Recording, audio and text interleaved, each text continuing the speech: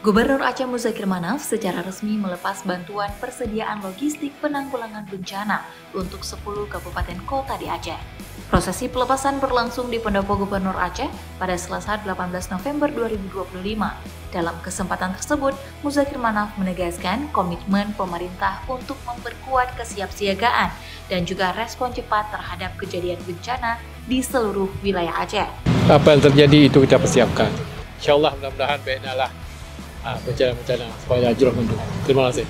Lebih lanjut, Mualim menambahkan, seluruh jajaran pemerintah daerah 1, termasuk perangkat desa dan lembaga kemanusiaan, diminta memperkuat koordinasi agar penanganan bencana lebih efektif. Semoga bantuan ini memperkuat ketahanan daerah dan memberi rasa aman bagi warga, ujar Mualim. Sementara itu, PLT Kepala Dinas Sosial Khaidir menyampaikan bahwa bantuan logistik ini merupakan langkah preventif untuk memastikan setiap daerah memiliki cadangan yang cukup ketika terjadi situasi darurat.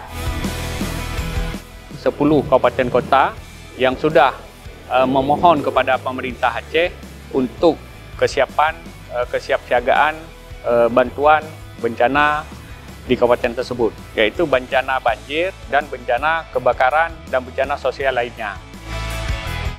Khaidir menegaskan bahwa seluruh proses distribusi akan dilakukan secara terukur, tepat sasaran, dan diawasi langsung oleh pemerintah.